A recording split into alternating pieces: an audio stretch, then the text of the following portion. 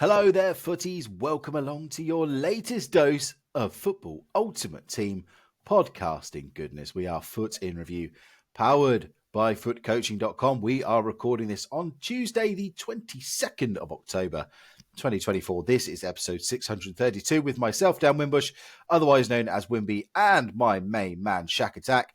Nath is back from his holiday, but, I did hear the show he did with John yesterday. And the amount of times I was slandered and mocked by Nath means that I've dropped him from the show. It is an internal disciplinary matter. And until we receive a full apology from Nathan Downs, he will not be permitted on the Tuesday Club.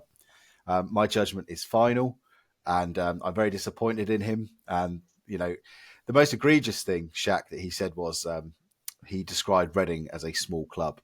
And so for that reason alone, he is banished from the kingdom of the Tuesday Club. No, in all seriousness, it's just a scheduling thing. Nate's couldn't join us, and I decided to record early because you might hear from my voice, I am a little bit poorly, so I do apologise for that. But we're going to go. There's lots to get into on today's show. The guys kind of covered it on that mini show, John and Nath, yesterday. Their Evos are broken, which is very disappointing for myself as a fan of a small club. I jest, but Reading are a smaller club. We've got gameplay frustrations and issues to talk to, but also going to talk about the positive side of things, how we've been trying to enjoy the game this week. And I'm going to sort of reflect on listening to the Art of Foot show that John and Artyom put out last week and how that's kind of allowed me to rebalance myself a little bit. But Shaq, my friend, how are you? Doing fabulous. Thank you very much. I think I was doing better last week when I hadn't played a weekend of champs, but this week, I feel a little bit battle-hardened, and I don't even know the right words to pick to actually immort myself in this particular situation, but champs was not easy. It's not pleasant out there. Yeah, what's it, Nick Run the Fuck Markets catchphrase this year is it ain't easy. And it's a very apt phrasing because it isn't. I went 8-7 for the third week in a row. I am a model of consistency of 55% win percentage or whatever it is. But it's just difficult. And you speak to people anecdotally. And I know some of our people in the Discord, like I know Adam, for example. Oh, yeah. You're seeing lots of people now posting on social media and stuff that the struggle. The meme that's been going around is like, leave the FIFA before the FIFA leaves you. And you're seeing lots of people that were like, and they're posting their like 40-0 screenshot on one hand, and the other one they're like 3-7 in champs. And it's just this hyper competitive environment that EA fostered. And we talked about this on last week's show, isn't it, Shaq? It's that funneling of only the very good players. And also, I think bearing in mind now that we are so far into this cycle and this type of game, there's a lot of people that jumped on this bandwagon as the game got hyped around, people like myself, around COVID. People are just really experienced now, Shaq, aren't they? I think there's not a lot of mystery now to the game. A lot of people really know how to play this game. Yeah, I think a lot of people know how. I just constantly think that I'm exposed because we do a foot podcast. I thought I was exposed to all the stuff that I see on social media, all the glitches and all the meta tactics as such. But every opponent that I come across, I feel like they've seen every video that I've seen and 10,000 more. So it feels like they know exactly how to exploit every single move. And I wonder, how do these people know this much? And it's not easy out there, man. It's not easy. It ain't easy. Well, look, we've got some issues to get into. We're not going to try and dwell on. We're going to try and be as balanced as we can and fair, because there has been lots of nice, fun things that we've done over the past week in this game, and obviously lots of frustrations to get to as well. But just before we dive into everything, of course, John and Nathan recorded a little bit early yesterday for the daily show, so they didn't get to Monday content. I mean, it's a good job they didn't wait for it, Shaq, because there was literally nothing. Well, there was something, but pretty much nothing. There was an 80 plus upgrade, which I think I'm already sick of. It's day one and I'm already sick of that upgrade, but yeah. Yeah, the combo upgrade came out. I think there were a couple of objectives as well, but generally nothing. And Apentho summed it up right. It's just like EA have clearly got some issues going on, because this doesn't feel like a regular content release schedule, because it's just been such a ridiculously quiet weekend, really. Exactly. It just doesn't make sense as to It's been quiet since the weekend. Since Saturday, it's been really dead and quiet, and I don't really understand what's going on. It's almost like they're working on some more pressing matters at this point in time. But yeah, we're still waiting for stuff to show up. Yeah, and look, it could be the whole the old, we talk about this every year, don't we? EA like to go up and then go down to try and keep people engaged, and they can't keep everybody super hyped with great content, great content, great content, great content, because all it does is it burns people out. So what they do is usually there'll be a couple of weeks of great content, and then there'll be a quiet week where it allows everyone to kind of relax a little bit and get excited and anticipated for kind of the next promo. And we do tend to see second weeks of promos be that, because they'll be trying to then get people excited for whatever the next promo is, whatever the next kind of onslaught of content is. But we do know that there are problems with evolutions. Yeah, Again, the guys mentioned it yesterday. We'll dive into that and a little bit more, all kind of under the umbrella here. And it's a great time to, again, plug the mailbag. Of course, you can join the Discord and submit your questions in there. That is the best way and the main way we are going to see them. Join the Discord, absolutely free. The link is in the description to this show. And of course, if you want to go that extra mile and join the Patreon, please do. It really helps support us. You get exclusive benefits and that great warm fuzzy feeling of knowing you're helping us, you're providing income and lots of benefits and stuff for us. And of course, as John mentioned yesterday, a brand new part of becoming part of the Patreon now is that you'll be entered into the draw for a free coaching session that yeah. will then get posted exclusively to the Patreon only. So don't worry, your gameplay is not going to go out to the entire world. If perhaps you're a little bit self-conscious about that, it's only going to go to the patrons, which anybody that's part of that community will know it's probably the most supportive place you can be in the entire community of this game. There are no bad apples in there, and I can say that hand on heart. So look, great reasons, patreon.com/foot in review. But Ingvi Littland has submitted this question to us, Shaq, which frames the entire show. What do you think is the biggest struggle for EA right now? Broken Evos or broken gameplay? I hand the floor to you. I've been thinking about this all day, and the logical response would be, yeah, the gameplay issues are probably more widespread and need to be more addressed quicker. But I think the evolution issue that's happening right now probably is deeper than I probably gave it any respect initially, because we're we've discussed this before. Right now, the state of the game, the way it is with regards to the content that's coming out and the packs that are coming out and the players. There's players that are really expensive. There's players that are extremely cheap. And there's hardly any players in the middle. And I'll give you an example of my own team. My team, I have three evolution players from Man United. I have Rashford, Mainu, and Dalot.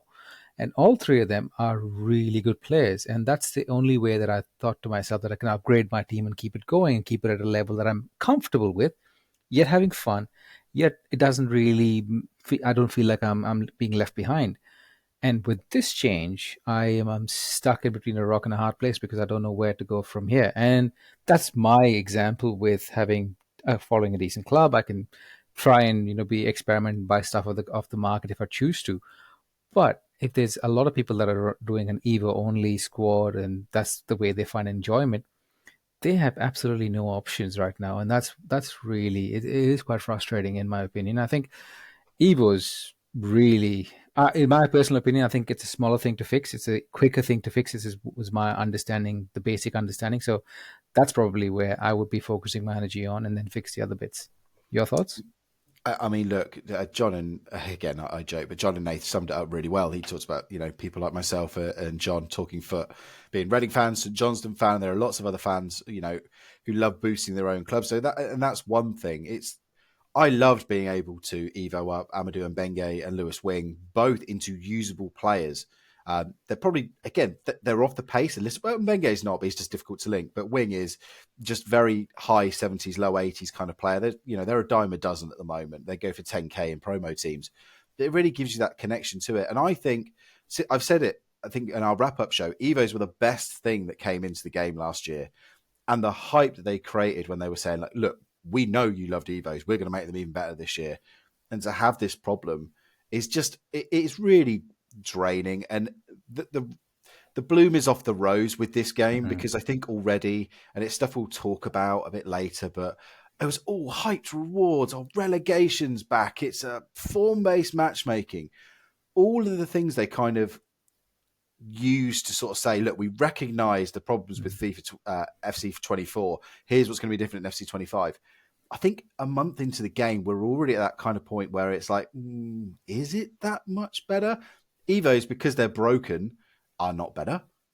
The rewards, absolutely, you can say monetarily, yeah, and bulk wise, you are getting better, and they are better, but they're not better in the sense that you're massively looking forward to. Already, it's show me once, what is it? Show me once, shame on me. Fool me twice. Fool me twice, shame on me. Fool me once, shame on me, you. Or whatever. Yeah, we know what we're saying. Shaq knows the analogy better than I do because my brain doesn't even work anymore. I've been playing squad battles this morning, which is why my brain is disengaged. And that's just it. I mean, we said at the start, I've got 8 wins 3 weeks in a row in Weekend League. I haven't got I can't think of a single game-changing pull I've had from that. And Rivals rewards as well. I've got my 45 points in every week so far. And my 2 best players, I've got 3 what you would probably consider monster pulls so far from this game cycle. Son Team of the Week, the defender Araujo, his road to the knockout, and Gold Militao. I don't think one of those came from actual rewards. They all came from just random packs and upgrades and things like that. So already I'm at the point where I'm like, yeah, rewards are better. And yeah, relegation's back, but relegation's only back for the top 4 divisions. So all you're getting now is a log jam in Div 3, which isn't particularly ideal. And we've heard lots of other frustrations from people on that. So I'm not going to get too deep into it. But yeah, and then you throw in this Evo. The whole Evo thing is that escape. And like you say, even for fans of bigger teams, it gives that option to take that 6.57 out of 10 player and turn them into an 8.8 out of 10 player that then gets into your team, and it fills that gap between the market. Because like you've said, there are so many players you can go out and buy now that are less than 100k and are really decent, solid 7 out of 10 players. But then there's just this real dearth of players that you could spend about 300k on, 300k on, that will really boost up your team. And the Evos were doing a good job at kind of filling that gap between them. And now they've gone, it's kind of this, I don't know, it's a bit of a barren landscape in that nice kind of mid-tier. Exactly. It's just there's something really off with that aspect of the game. I think with squad building as well. I think we're all stuck in between a rock and hard place where we don't necessarily know what the next step would be, because we all know that gold cards are probably attainable, but we all know that gold cards, say if you buy a gold card of say 500k right now, you know that card's not going to be 500k in less than a week, 10 days. It's going to be much less than that as time goes on. So you're not really considering gold cards. You look at special cards and they're so expensive. Like, for example, a regular special card that might be, like, for example, the Heung-min Son that you have in your club, that's $1 million plus. And it's just a tiny upgrade to the gold card, but it's 1 million coins plus. So it's that. And Evos are filling that gap, as you said, but we're stuck in the middle where we're just waiting for something right now. We're waiting for content that's actually desirable. I know we're getting SPCs sporadically here and there, but it's not really filling that gap, as Evos were doing a fabulous job of not really bottling everyone down a particular route. They were giving a particular Evo, and you can choose whatever you like and shape it your way, which is probably the most unique thing about evolutions. Yeah, and look, Rush has been a breath of fresh air when it works. And again, we've got our issues with Rush that we'll get into. But Evo's was almost like a game mode within a game mode. It was that kind of almost like putting a little bit of career mode into Ultimate Team, in that kind of, I really like seeing my team evolve, and it's giving me something else to do. It's giving me that real reason to keep playing, to play that extra rivals game, to play that extra squad battles game. And to take that away because of something that they've clearly not tested. And again, they've had a year plus making this game, and since it's been out, and nobody QA'd it. Just, it's so ridiculously disappointing. And look, I think this is something that EA will be keen to fix, because again, it's been pointed out, paid Evos made them a lot of money last year, and it drained a lot of coins, which indirectly makes them a lot of money as well. So I can't imagine the higher ups will be particularly pleased about this, because it's stopping them from, it's another revenue source. And if it is taking hype away from the game, that will again hit pack sales. So they'll be keen to fix it. Exactly. There's just 2 more things about Evos that really are bugging me. Is number one, I don't necessarily know if the glitched Evos that were happening have been corrected. For example, I don't know if the Evos that I've done is that it is, or are they Are the upgrades pending that haven't really pushed across because there's no communication really about that, like whether it's all been done or. And talking about no communication, there's absolutely no communication on what's happening with the evolutions. Why they're not coming out with evolutions yet?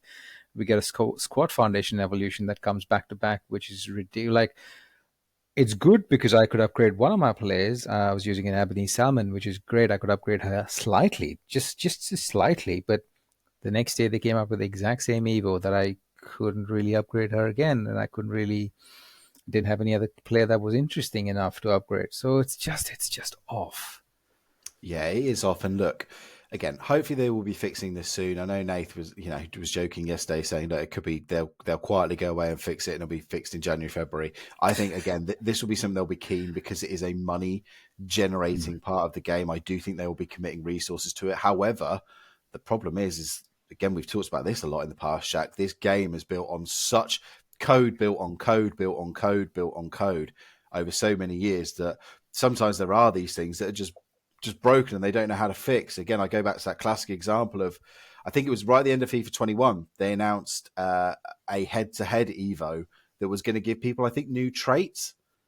And they then just had to pull it because they were like, actually, we can't upgrade the players. I think it was Jamie Vardy against somebody else.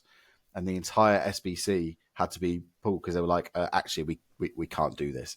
So sometimes there are just things that are just purely broken. I hope this isn't one of them, but it is a wait and see. So what about the second part of Ingvi's question in terms of the biggest struggle for EA in terms of broken gameplay? Last week, Shaq, we talked about Title Update 3. It came out quicker than we thought, and thankfully it did come out for next gen. I mean, what's your experience been? Where do you sit on gameplay? Now we've had a few days after this mega patch. Oh, look, I'll be completely frank and honest. Let me just start by saying, how do I start it? Firstly, with regards to the patch, I don't really see a significant change with the patch. I still think the game is inconsistent, and I really want to point this out before I go ahead any further about the gameplay issues, is that inconsistency is the reason where sometimes I absolutely love the game. I think the game's perfect in certain game situations. I think everything is working exactly the way it's expected to work, and I'm really enjoying myself. Even if I'm not winning, that's fine. I feel like I'm getting the intended result with regards to my passing. I feel like things are working the way it should. And next game it just feels completely the opposite, where I can't even make a pass. There's a constant struggle to try and get the ball. And I think some of the things that the whole community is experiencing right now that I really have experienced this past weekend playing champs was tacklebacks. I really don't understand where things like tacklebacks, where do we go from there? I think it's a combination of the EA IQ, the new IQ mixed in with the gameplay, with the additional animations. I don't really know. I don't want to pretend to know why that's happening, but there's tacklebacks. One of the things that really has bugged me this year is the pace. I know historically pace is king. Pace is kind of king this year in one way, but then you can't really get away from your defender. Even if you do a speed boost from, say, 3/4 of the pitch, and you try to take off from there, you do a perfectly executed move to get away, you still get caught up. And that's something that I really don't think I'm experienced to. I just feel like I should be through on goal, and it never happens. Passing is inconsistent, where I don't really know how to get to the place that I want to get to consistently unless you use someone like a Patri or Bruno and you try those passes. They still kind of work, but for example, you do a crossfield pass like you did last year to switch the play, it goes up in the air for so long. They've kind of fixed it, but it's still a problem. AI runs, and you shared something the other day about the AI runs where you trigger someone to make a run, and then last minute they just turn around and come back even though they should be entering the box. And that's just those sorts of things are consistent. And lastly, I think the defensive block. I mean, the defensive block, it's starting to frustrate me because the only way I can get around it is pass to eternity, left, right, left, right, left, right, or take a power shot. And mind you, the power shots absolutely work really well with the power shot plus play style plus. Lastly, the one positive is, though, I mean, I know you've probably mentioned that you're not really happy with the finishing, but I'm finding the finishing aspect, when you get the space, is fairly consistent. I think because I've probably been doing a lot more power shots and it's really consistent. Maybe that's what's skewed my mind a little bit about finishing, but I'm finding crossbody finishes are working much better than I expected. Near post finishes are working. Again, this is when you actually get the space, but the other times, yeah, it's just pretty much hope for the best. Yeah, look, just to pick up on the finishing, for me, it's just that when the player gets the ball in the box, like I've got Son 5-star weak foot, still the amount of times that it's either going wide or a keeper's just pulling off a ridiculous save. I still think it's just a little bit annoying. I think the game needs to reward you a lot more with if you get into that position and you've worked that space, you should be able to score with a good player. I'm not saying if the ball falls to the feet of Kanate in the box that Kanate can't, you know, send it over the bar or wide. But if it's someone like Son that is in the box in that position, I still think too many shots are either being saved or are going wide. It's not a ridiculous amount, but it's still more than is enough. And then when you talk about things like power shots flying in, that does kind of wrangle you a little bit because that feels a lot less deserved. It feels more like someone abusing a broken mechanic than, you know, playing good gameplay. And I think a lot, you know, you will see it a lot on social media, in our Discord and everywhere, of players being frustrated at trying to play good football and then not being rewarded at the end of it. And I think if you go back to FIFA 23 in particular, finishing was, if you got into those positions, it was a goal. And nobody was upset about that. You know, you can complain all you want about how you get into that position, but I don't think there was anybody going, oh God, strikers are too OP, shooting is too OP. It was kind of like, okay, you've done me, great, you've scored a goal. Whereas now it's like, you've done me, but there's probably that, I'd say maybe a 20% chance that you get away with it now, which you didn't have before, and that doesn't feel necessarily fair. Other things you talk about, AI runs, I actually think they've been better since the patch. They seem to be moving, especially the cam, and I know that was one of the positions they talked about specifically in the patch, that shadow striker role. I've got Myanmar in there, and she does appear in the box a lot more than she did. Passing, we were worried about ping passing, the driven pass. I've not really noticed any difference, Shaq, have you? And not with the ping passing, no. Not with the ping passing. No, so that all seems to be fine. 5 backs, yeah, they are still a little bit overpowered, but there does seem to be a little bit more space. I can see how they've stretched out, as they said in the patch. And you talk about the low block. I mean, however many games I watched this weekend in real life football, it's just it's part of real life. It seems to be now. The amount of times you'll watch a game and you'll see those 2 banks of 4, a bank of 4, and a bank of 5. It's real football. Now, again, it's a whole bigger argument whether you want your FC25 video game to, you know, to model that. But if they are going for realism and FCIQ, you can see why that happens. Again, I can't say facing 5 backs has driven me crazy, but I've not been paying too much attention. I don't face a lot of them. I mean, do you face a lot of them? I probably face maybe 2 in weekend league. Not as many 5 at the backs as we had pre-patch. I think a lot of people were scared away with the patch changes, but I think a lot of people have figured out a tactic where you have 2 banks of 4, literally one after the other. So you have to get through the midfield before you can get through the defense, and the defense is sitting well parked in the box. So it does get a bit. I mean, if you're patient enough and you can pass a move, like if you can actually pass and move and be very patient with the game, absolutely, you could overcome these sorts of things. And look, this is just my take on how I like to play as opposed to how the game is actually wanting to be played. There are ways around it, absolutely. There's certainly ways that you can overcome this sort of things, but I just find that then I get stuck into the gap of I'm just not able to move across as quickly as I wanted to. Or yeah. I think the key thing is has the patch made the game better? And I think, having played it for a few days, I think it is for me, I think it's a little bit better. I don't think it's not revolutionized the way we thought it, where it was going to be FC25 version 2.0. But do I think it's tweaked a few things for the better? Yes, I do. So on that, I will give EA credit, because it's certainly not made the game any worse. Maybe it's placebo effect, but I think it's that little bit better. In terms of inconsistent gameplay that you talk about, we've got a couple of comments on that. Again, remember, if you're part of the Discord, you can listen to the show live, as Faulty is doing. And he says, the gameplay is inconsistent, sure. But the way I look at it is to take it into my stride and focus on the basics: pass, move, create. By focusing on the controllables, I have moved quickly from Div 3 to Div 1 and have managed to get a rank 2 weekend league. I agree with all that's been said, but just a positive spin on how I have been managing. And that is a really good comment to be made. Thank you for that, Faulty, because that is one of the things I mentioned in the intro, Shaq, is that having listened to the Art of Foot show, again, which is a Patreon exclusive show with Art and John and oftentimes Nate as well, and they just they cut through a lot of the mental stuff that we torture ourselves with, Shaq. And again, that core key message of stop comparing yourself to everybody else. stop worrying about what everybody else is doing and following metas and things like that.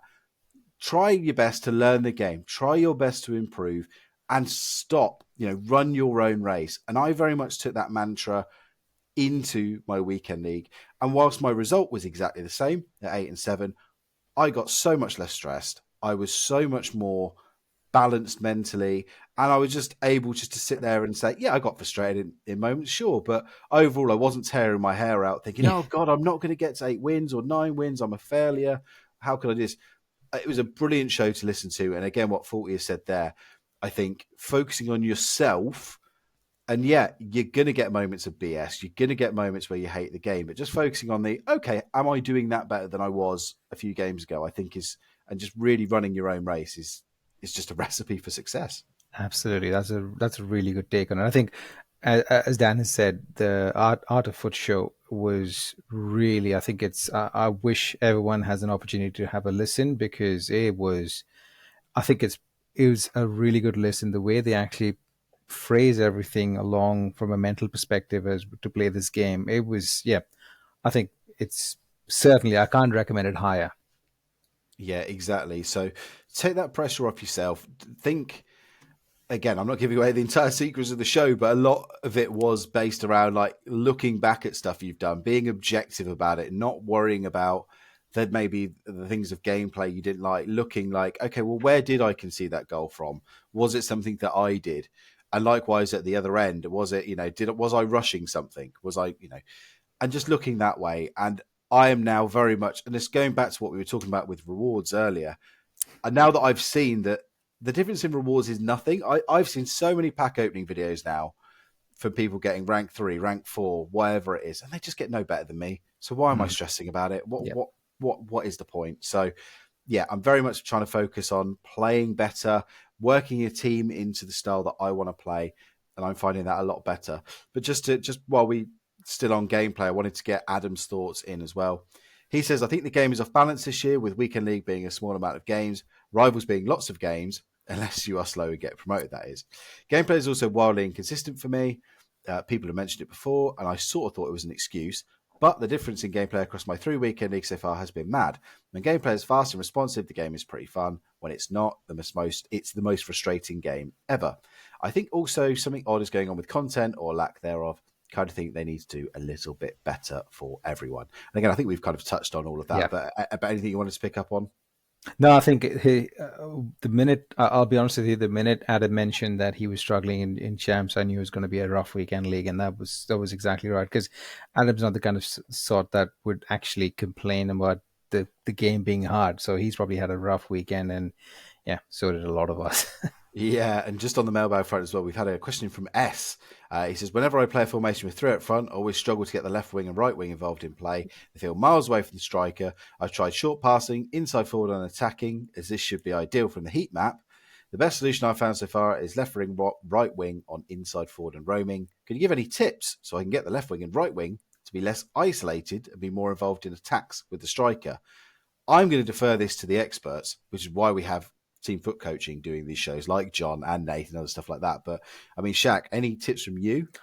Oh, look, that question actually piqued my interest, and I actually looked at the player roles and broke it down. I put it on a spreadsheet and started comparing the two, and it doesn't make any sense as to why they're so wildly different. And I know exactly what he means by the wingers being isolated because I tried 4-3-3.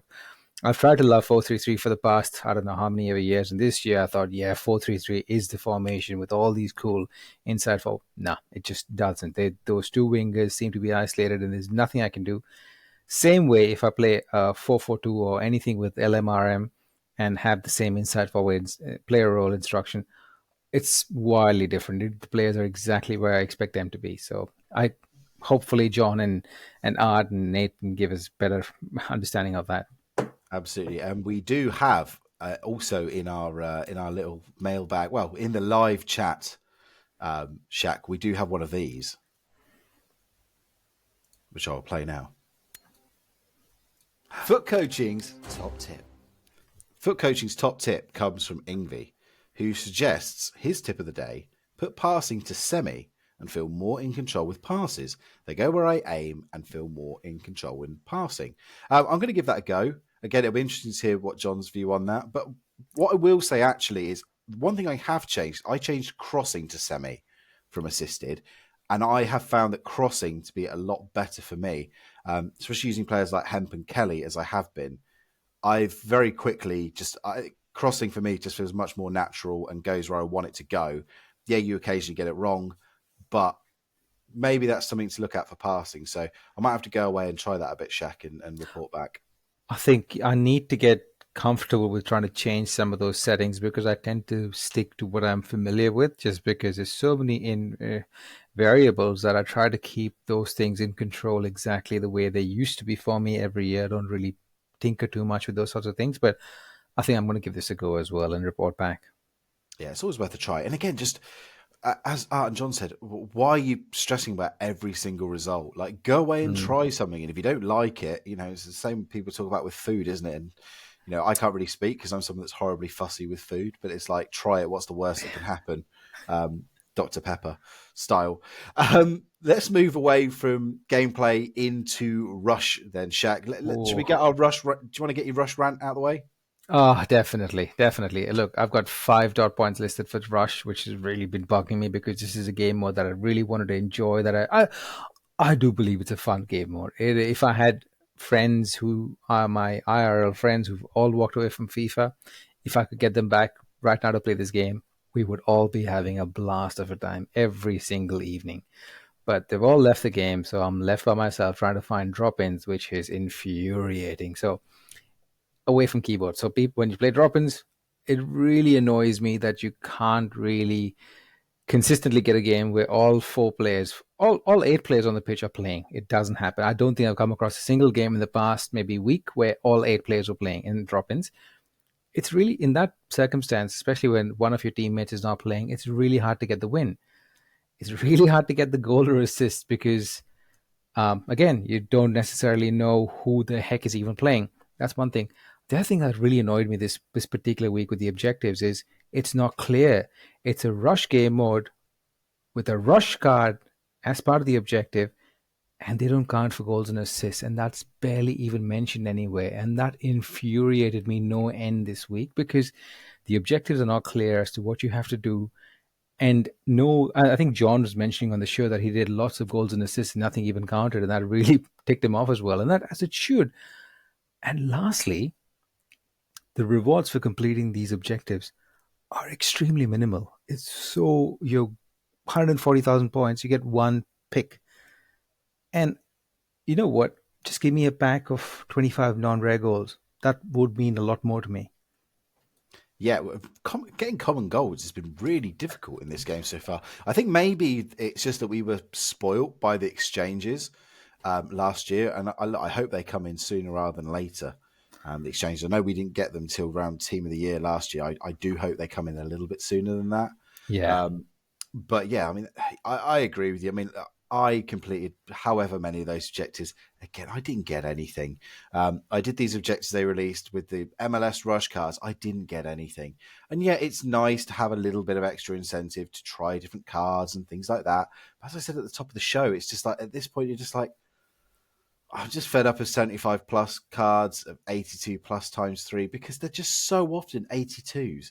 Like the weight is garbage at the moment. And I understand they're trying to keep the power curve going and things like that, but I haven't found myself so early in a FC cycle thinking, oh, I'm going to go off and play a bit of COD here, or I'm going to go off and just not play the game tonight.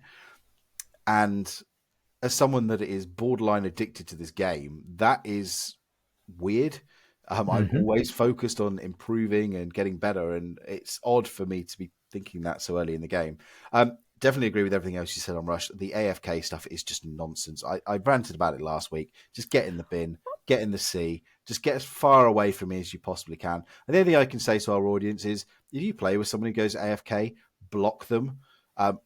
The chances of you ever matching them again are obviously minuscule. But if everybody blocks these people, their pool of players they can play with goes down. That might seem harsh, but I mean, Yeah. it is what it is. So be And it. And yeah, again, it goes back to the whole Evo thing we were talking about. The fact that you're not getting credit for assists with goals with rush cards is utterly bonkers, especially when it's a requirement for most games you go into. Again, just communicate these. Like EA's mantra over the past few years is hide until there is nowhere to hide. It's just like we'll just quietly hide, we'll get issues, we'll fix them, and then we'll announce when they're fixed, not when there's a problem. Because I don't know, they're afraid of all the negative social media. And from a business standpoint, I absolutely understand it. But it shows the contempt they have for us as a gamer base, because it's basically like, well, again, it's they're just sat there thinking, well, where are you going to go? Like, don't like it? Okay, you might stop playing the game. Fine, you might drift away. There's going to be someone else that will replace you and will, at least in the early days when they don't realize this stuff, they'll come into the game and they'll like spend several $100s or pounds before they get burned too hard. So again, I'm literally losing my voice because I'm ill, but I'm losing my voice saying the same thing about EA that I've said since the very first time I came in this podcast. Till this competition, there ain't going to be no changes to it. I suppose the only other place to go here, Shaq, is into one of our other regular features, something that we enjoy talking about anyway. We will go into, if I can find the appropriate slug, player in review. Again, why I play these fancy stings when it's literally my voice is beyond me. But, you know, I am a sucker for pressing a button. Who have you picked for player in review this week, Shaq? I'll start off with an expensive-ish one, but I was lucky enough to pack the Hamzik Origin card on day one of EAFC, and originally I was like, yeah, whatever, it's Hamzik, should be okay. But then I didn't realize how good he actually was in game and how expensive his next level up card would be. But that card is just ridiculously good, and I cannot wait. I think one of the things that's driving me to be excited about the game is hopefully to get an upgraded Hamzik at the end of next month. I'm really looking forward to that. He's incredible. He's absolutely incredible. He can be a box to box. He can actually be a cam. I used him on a shadow striker initially, and he was good, but I've dropped him back to centre midfielder in a 4-4-2, and he is just incredibly electric. He can defend, he can attack, he can pass the ball. He's got really good play styles. He's got really good roles. I've really enjoyed, and he's got the power shot plus as well. And that part, I've loved the card. The power shots, his 5-star weak foot shoots them in from wherever. You get a bit of free space, and not a lot of people come across Hamzik, so they don't really know what to expect of him. And he just bangs in those power shots. If you can get your hands on a Hamzik, if you have some coins lying around, certainly a card I would love to try. So just jump in and try it out. Yeah, he's given me plenty of problems when I've come up against him. The player I've picked, again, as a very budget option, is Lauren Hemp. Touched on it earlier. Played with her and Kelly as wide in my 4-2-3-1 wide formation. Both really good and play above their stats. Yeah, there are flaws. The finishing isn't quite there. The pace, they're not electric pace-wise. And if you're running someone like a Vinny Jr., of course they're better. But if you're someone new, or if you're trying to run a cheap team, because my thing this weekend was I couldn't build the team I wanted. I was indecisive with my coins. So I was just like, you know what? I'm just going to put whatever my best untradeable team is out that works chemistry-wise. And as John said, that works with the roles that I want to play as well, particularly. And they both fit it. Did a really good job. I did drop her for the last 5 or 6 games. And if I could give a player in review to 2 players that you'll just never get your hands on, Shellin and Bale icons that you get in the season progress, used both of those. They were excellent, especially Gareth Bale. Will be no surprise whatsoever. But yeah, uses. And I just wanted to ask you this as well, Shaq. I mean, do you have any moral or any qualms about using loans? As someone that actually fell down the trap of using those 2 loans because I got so triggered by someone using them against me, they are so good in game. They are incredibly good at this stage of the game. Shellen's brilliant with her finesse shots, but Bale really took me by surprise. He is a really good card, extremely good card. And I don't know when I will actually experience a Bale in my club, but oh my god, he's a good card. Yeah, look, just use these loans, people, Yeah. because and don't save them too long. Like again, I know the temptation is to save them for those really, really must-win games, and maybe you keep 3 or 4 games on these cards. But if you've got a 10-game loan, you may as well use them for the second half of your weekend league. And look, don't feel, again, historically people have frowned upon it, and it's only bitterness. And I feel it the same whenever I face someone using a loan card. I'm like, oh, you'd be rubbish without that loan. But then I'm like, Fair I'm play. lucky enough to have packed Son, so what's the difference? Yeah, use them. It's a great opportunity to do so. Ingvi also recommends unlocking Yelena Yilve, who I just unlocked today, actually. So I'm quite looking forward to using her.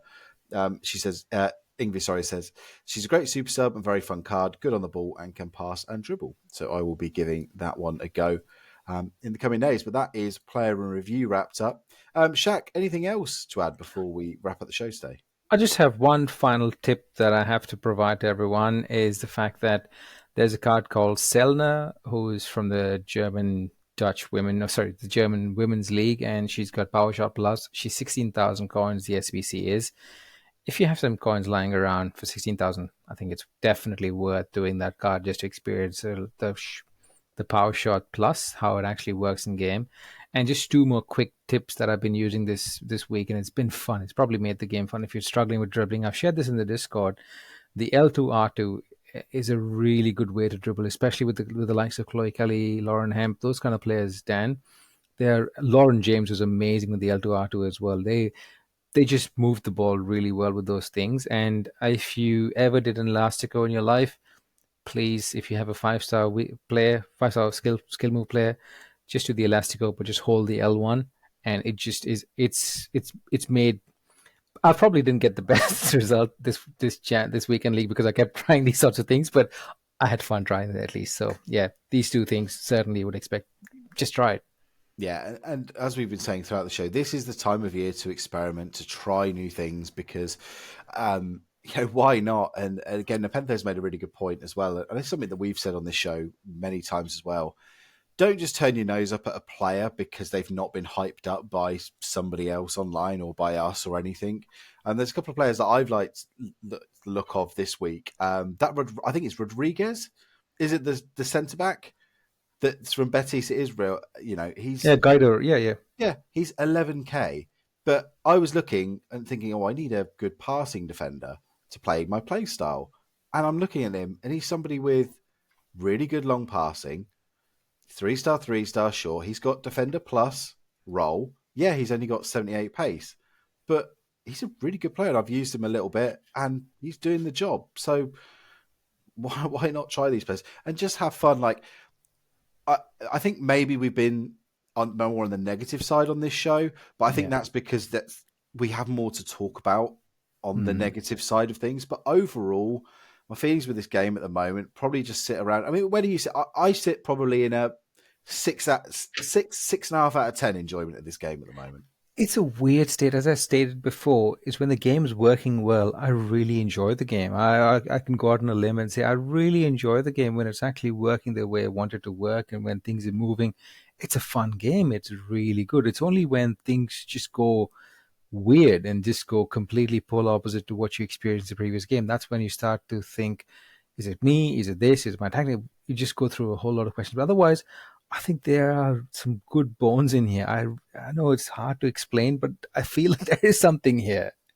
Yeah, look, EA have got issues at the moment, and I think that is holding the hype back. Look, I've seen tweets as well. I called this. I'm bigging myself up, but I called this when I first saw this promo. And someone's correctly pointed out the amount of players that are in this promo that were in the not rule breakers. The what was it called? Yeah. The rule Last year? breakers, trailblazers. Trailblazers, that's it. That they pointed out that there's a Salah card in both, there's a Griezmann card in both, a Marquinhos card in both, a Di Lorenzo card in both, and pointing out to the lack of creativity. I agree, but I also think that, again, as I just pointed out with this Rodriguez card, people like certain cards in this game, so they want them in promo teams. If EA doesn't release them, they're like, oh, where's all the big players? So I understand that. The Evo thing is not good enough. It's just not good enough. And it's disappointed me, and it takes a massive chunk of hype away from me from this game. Things like the AFK issue in Rush also takes away the hype. But playing games of Rush with mates, playing co-op in Rivals, just settling down on my own playing and working on certain individual things, there is enough things to enjoy in this game to keep you going. And if you are at that point where you're a bit burnt out, as we've said throughout this show, don't feel like you need to go on the rewards treadmill because it's not worth it. As John said, we are now at a point where you can't do everything realistically. You can, but you're going to be spending a lot of time if you want to get weekend league rewards, rivals rewards, squad battles rewards, friendlies, objectives. Don't put yourself through it because the evidence is so clear that you will not be guaranteed good rewards just from completing all these things. Yeah, it increases your chances, but the pack weight is still dire and you're not going to miss out. The game will move on. There'll be other players that will replace those players. So even if you're freaking out about not having packed gold Militao, for example, 3 weeks from now, there will be an equally good defender in a promo that's 20k. Yep. And so just try and relax and have fun out there. As Faulty was saying, as the guys on Art of Foot were saying, focus on the stuff that you can control. Don't focus on what everybody else is doing. If you're enjoying something, do it. If you're not enjoying something, step away from it. And I think that's kind of my closing thoughts, really. That's completely fair. And that does it. So we'll wrap up our Tuesday club here. Again, stay tuned, of course, with the daily updates. We'll be back with John on Wednesday morning. Well, Thursday morning, should I say, because this show will be released to the wider world on Wednesday morning. Of course, if you're a Patreon member, you might be getting it as soon as a couple of hours' time. John has been pretty good with the turnaround times. But the wider audience will get this Wednesday morning. There'll be a daily update show on Thursday and Friday mornings. And then Saturday, for the regular folk, you will get the big weekly show that we record on Friday nights detailing all of the latest promo. Shaq, have you seen what's coming up next? Again, I've not really seen a lot of leaks or rumors about what's coming. I think I have a rough idea, but I don't want to. I saw a couple of rumors, but I don't think I've gone ahead and chased it down to actually confirm it. But we'll have someone in the chat telling us. Trailblazers could be Trailblazers, but what are they going to what are they going to do with Trailblazers considering they've already released most of the cards? I know, but they are due. I think it's from a content perspective. I think things will be ramping up because, as I wanted to say earlier on, with regards to SBCs, at this stage last year we already had a Beckham SBC, we had a Blanc SBC, so I am expecting some sort of icon SBCs to be delivered, and I think these will be the sort of SBCs that each and every one of us will have in our club. So watch this space for those kind of cards coming to a team near you. Yeah, indeed. Hopefully the content ramps up. Hopefully the hype returns to the game. And as I said, just try and enjoy what you enjoy. Get on with what you enjoy. Very quickly as well, before we go, John's like, I thought you guys were finished here. He's sat here. I can see him in the edit right now thinking, it's like, when Lord of the Rings has like those 5 different false endings. Yes. That's what we're doing, Tim, in the edit booth today.